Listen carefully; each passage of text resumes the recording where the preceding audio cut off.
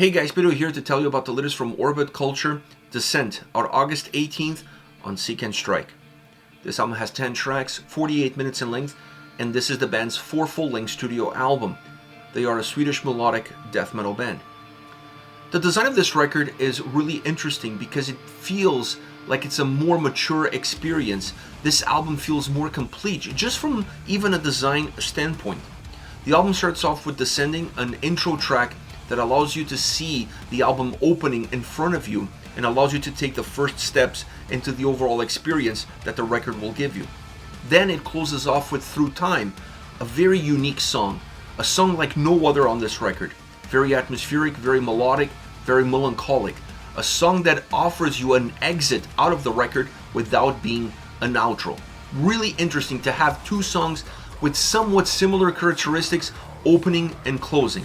These are the pillars, these are the bookends of a record that's very fluid, very dynamic, very engaging, keeping a sense of consistency, but also enough nuances to change the eyesight of the listener on a track-by-track basis.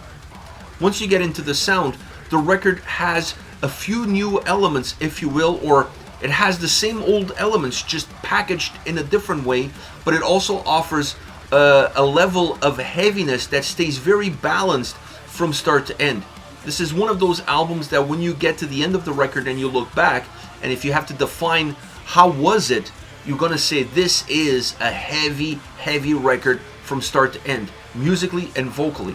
And I don't think we've had an album from Orbit Culture that is that consistent, heavily consistent from start to end.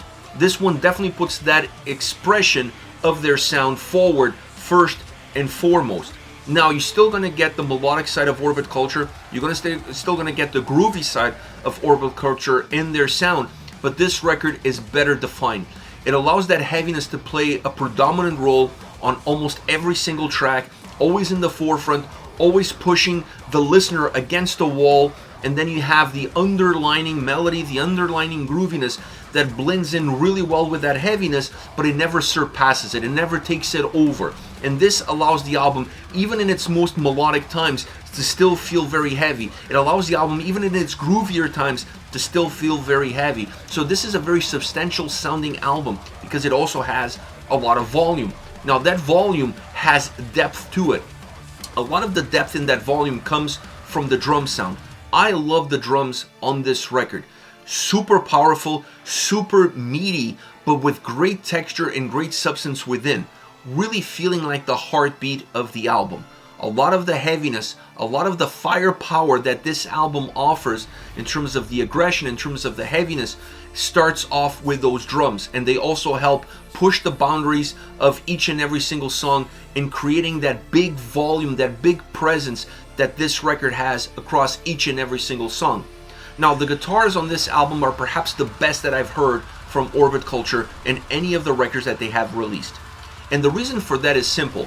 The guitars on this record felt better blended.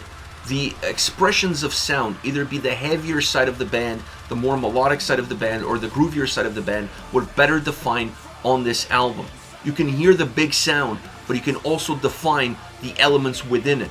You can see how heavy they are and how they're pairing up with the drums in order to create that thickness, in order to create that traditional Orbit Culture heavy motion, but you can also see the grooviness and the melody underlining it, allowing it to have a lot more layers, but not just having more layers, allowing those layers to be better defined in the experience so that the listener can feel like it's a much richer sound all around. And that's exactly what this album offers, a richer sound experience. Better mixing, better production, overall better crafted, and then with great guitars from start to end, this album definitely elevates that side of their game 100-fold. Now when it comes to the vocals, Nicholas is on point. I would say this album perhaps has more of his harsh vocals approach. That side of his range is more predominant than his clean vocals, but maybe because of the overall heaviness of the sound, you tend to gravitate to that experience, or that experience becomes a little bit more noticeable. Because if you look at this record and you go from song to song, with a few exceptions, you're gonna see the clean vocals where you would expect them to be when it comes to this band and their DNA. But the overall heaviness that the record puts forward allows you to perhaps notice it a little bit more the heavier side of his range and the impact that that heavier side of the range has on the individual songs and the overall experience of the album. Without a shadow of a doubt, as far as Orbit Culture is concerned, this may not be their hookiest album, this may not be their catchiest album, but this is their best album to date. Because you have to look at a record not just on an individual song basis. You have to look at a record for the overall record experience. So when I look at the lyrical content, when I look at the individual songs, the design of the songs, the overall design of the record, the overall sound experience, the quality of that sound, everything is better than anything that I heard from them before. And when you put all of those pieces together, you have a very complete, solid, mature album. I think this is definitely a result of the experience of the previous albums, the experience of playing live, the experience of being surrounded by other artists and taking cues from them and taking cues from yourself and then putting those to practice when it's time to get into the studio. Definitely their most complete album that they've ever released. As far as favorite songs are concerned, I want to start off with Black Mountain. This is the second track on the album. This song has a nice little backing vocals, or vocal choir if you will, that adds a great atmosphere to the track. It allows the heaviness to still be there, but it lightens up that heaviness at times. It stretches it out, it thins it out, and it makes it a little bit more manageable. It gives the song more ebbs and flows, even though it still allows the drums and guitars to play a huge role as far as that heaviness is concerned. But it's also a track that it's groovy, it's also a track that's melodic, it's very textured in its sound, and you're really able to see all of the different layers within that textured sound experience. Now the clean vocals hit you in the chorus as would be expected from Orbit Culture. This allows you to have a different feel as it transitions from the verses into the chorus, but it's a track that has very few nuances from that point of view. It feels very balanced as it moves. It has some movement within, but it's a very robust track all around. Next we have The Isle of Fire. This is the 7th track on the record. Definitely one of my top favorite songs in the entire album. I would say if I have to pick a song that fits in with the overall dynamic of the album, with the overall mood of the album, with the overall vibe, this is the best track on the album because of it. It's a perfect representation of what this record is all about.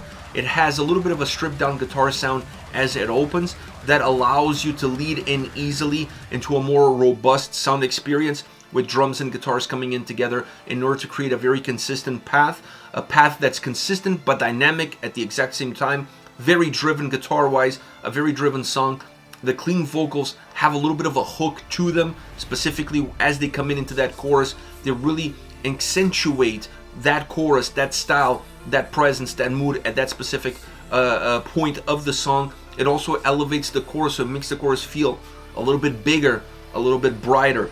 Guitars and overall sound phenomenal on this track, but they're extra phenomenal in that chorus. A lot of the hookiness of the vocals is enhanced by the guitar melody behind it.